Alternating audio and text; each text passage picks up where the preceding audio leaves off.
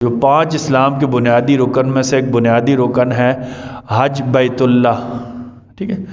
عربی میں حج کا مطلب ہوتا ہے کسی جگہ کا ارادہ کرنا، قصد کرنا، کسی جگہ جانے کی نیت کر لینا، قصد اور ارادہ، کسی جگہ جانے کی نیت کرنا، اس کو حج کہتے ہیں، ٹھیک ہے نا۔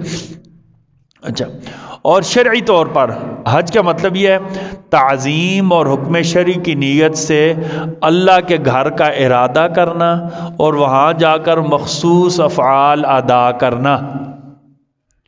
ویسے حج کا مطلب کیا ہے؟ ڈکشنری میننگز کیا ہیں؟ ارادہ کرنا، قصد کرنا، نیت کرنا کسی کام کی، ٹھیک ہے۔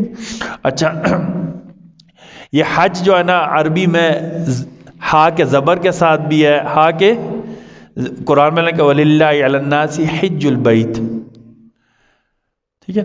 اللہ نے دوسری جگہ وَأَذِّنْ فِي النَّاسِ